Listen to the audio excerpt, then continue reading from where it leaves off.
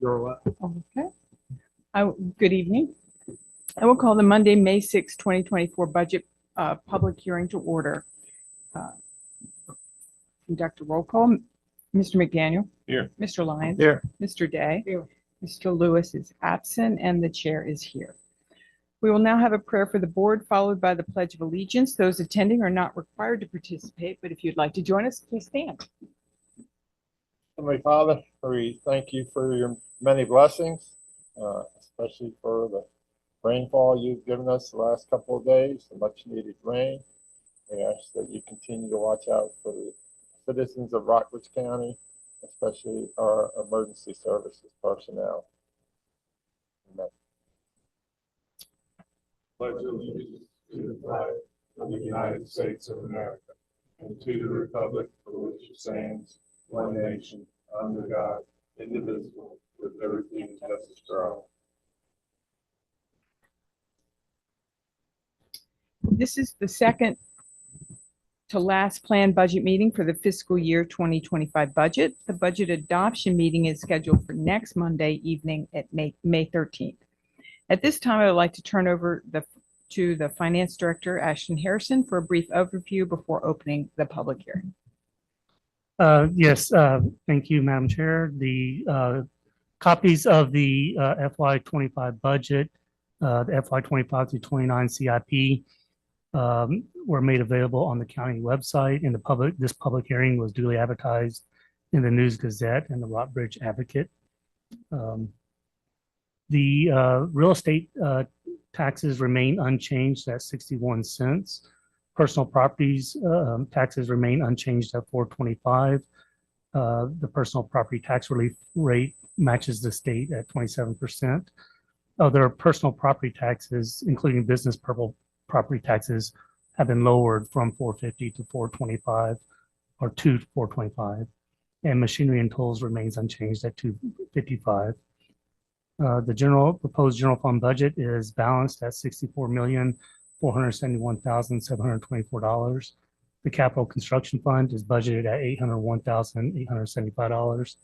The capital purchases fund is budgeted at $479,600, and the ARPA fund is budgeted at $4,192,253. The school division's operating budget is $36,833,592. The cafeteria fund is $1,574,762. The debt fund is $3,549,004, and the school capital fund is $4,272,000. The recommendation is to conduct a public hearing and provide staff with any resultant directives.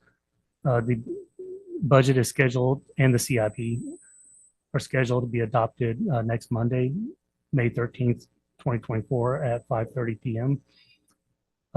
And also on the agenda, we'll have a resolution. It's been approved by the county attorney for the board's consideration to extend the tax due date to Friday, June 21st, as discussed. Thank you. That is all. I will open the public hearing. We will start with those present who have signed up to speak. Please state your name and magisterial district and try to limit your comments to 3 minutes. We have Ms. Julie Goyette.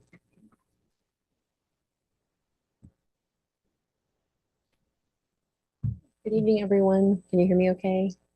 I'm Julie Goyette, Director of the Rockbridge Regional Library System. Thank you for your continued support of the library system.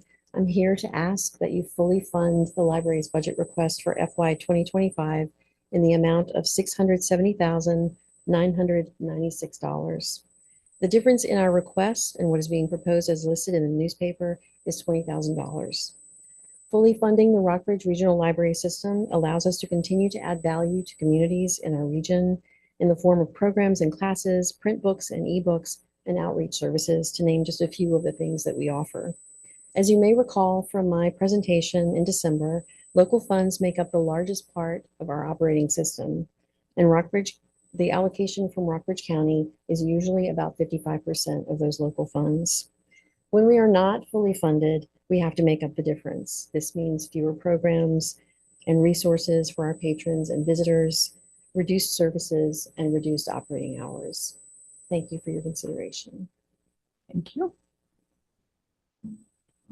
Mr. Steve Hart. Steve Hart, Cars Creek. Thanks for the opportunity to come discuss this. Thanks for what you put in the paper. Believe it or not, I actually think the budget should go up from time to time. I think it should consistently go up 2 to 3% every year to keep up with inflation. I think our employees deserve a consistent cost of living allowance, the same way as I got in the Army. And I think we should pay for things. We're going to have to pay for things with inflation. But when the budget goes up 13.5%, I get a little bit worried that it's a new program. Then when the funding for that comes from the other sources, I don't know what those are. That's gone up 26%. You do the math, that's where all the gain comes from, $7.7 million. I get really concerned if that comes from somewhere else. The reason I did, if you hadn't noticed, federal government's broke, the state's not always a reliable funding partner. And I worry that money comes from outside of the county into the county. We start a program based on that money, and then later the money dries up. But then we can't possibly cut the program because we've become dependent on it. Yeah, it happens all the time. And that really, really concerns me for the very simple reason it was in the same paper that this was in. And this is from our Economic Development Authority chairman. He talks about what's happening to our population. The working age population going down. The people that are doing the productive labor goes down. Our school age population is going down, which always makes me wonder why we spend more on schools for fewer students. I think that's a question that's got to be asked. And then what he says in here, and I quote, if these demographic trends continue unchanged, we'll reach a point in the not too distant future where the working age population will be insufficient to support the rest of the population. And I think that's the danger of using somebody else's money to start a program that we then become dependent on, and we keep going and we keep going. You know, if we found $7.7 million, I think the best use of that's actually to pay down some of the debt that we've already incurred this year, because I've come in and talked to you about that. Folks at Davenport aptly said that I don't know anything about modern municipal finance theory, and they are absolutely correct. But my wife and I did manage to raise 8 children on one income. I worked for the Army, so you can look up what I earned, and none of them have any college debt. I think I know something about fiscal discipline. And good fiscal discipline demands that you pay off the old projects before you start the new projects. And that's just what I get concerned about this. We're going to end up involved in stuff, and then it's going to become a requirement, and it's going to come back to bite us. And I worry about that because it's going to be me and my kids that it comes back to bite. And I appreciate the hard work y'all did. I appreciate its balance. I know how hard this is. I've done this before. I know it's really, really hard. I just don't want us to get stuck. Thank you. Thank you, Mr. Hart. Miss, was it? I apologize. Tears? Please. My apologies. Hi, I'm Garnet Tays. I live out in Natural Bridge, and I'm here tonight with concerns about the library budget. I know balancing community needs with community resources is a very difficult and arduous task, and I thank you for doing it. As I said, my concern is with the library budget. I understand that the agency requested an amount that is $25,000 or approximately $27,000 more than has been budgeted. And I'm concerned that vital community needs cannot be met if this budget is not increased. I'm part of a group who meet regularly over in the Glasgow Library. We are involved in crafts, we're involved in book clubs, we're involved in organizational meetings there. For Glasgow in particular, the library is an invaluable community resource. There is nothing like it in the town, to my knowledge. And from what I've learned from other people in the town, it is the only place to meet. It not only is it a library, a place to enjoy books and other publications and music and films and that sort of thing, it provides computer access with internet availability for anyone with a library card. There's incredible number of public service programs that take place there. NASA spoke to us about the recent eclipse. There was a program recently on the steam engines from Roanoke and railroading.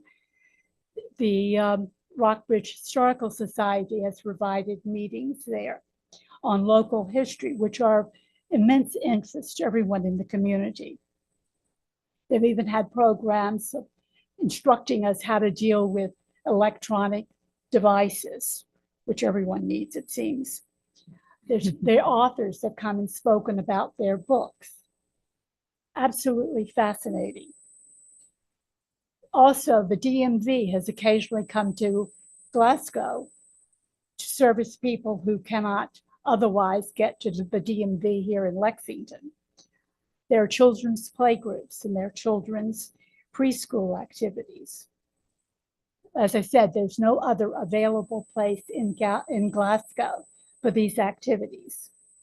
Also, the library offers numerous electronic opportunities to access its books and materials online through the Libby system, and to access more than 600 online courses covering a wide variety of subjects. And all you really need is a library card. In short, the libraries of this county are not only places with books, but are also safe and welcoming gathering places for the community, both in person and online. Thus, they contribute to the quality of life for all of us. In my opinion, an excellent library system makes for a better and more attractive Rockbridge County. I'm asking you to please invest in these facilities through full funding so that they may be fully staffed, fully accessible, and safe. That contributes to the quality of life in our community. You would be investing in the future of Rockbridge County. I hope you will reconsider. Thank you. Thank you very much. That is all, ma'am. Do we have anybody online? No, ma'am. If that is it, then I will close the public hearing. Any comment?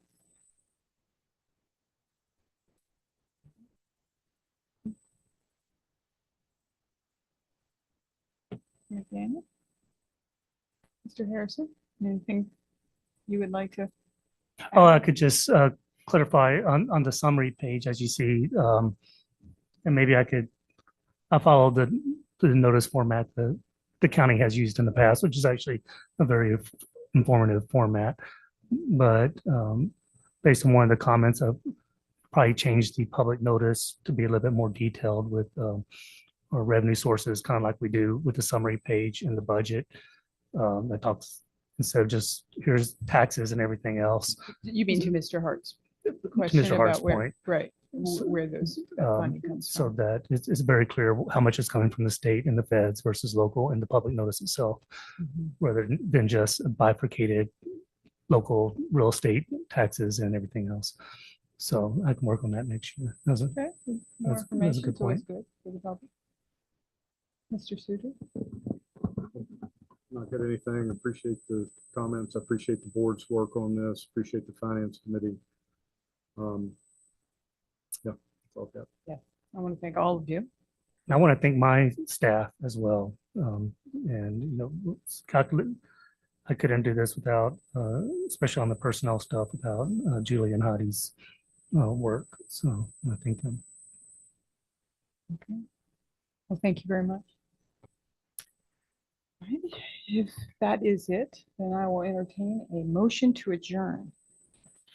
So move. Mr. Lyons, Yes. Mr. Day, Yes. Mr. McDaniel. Yes. And the chair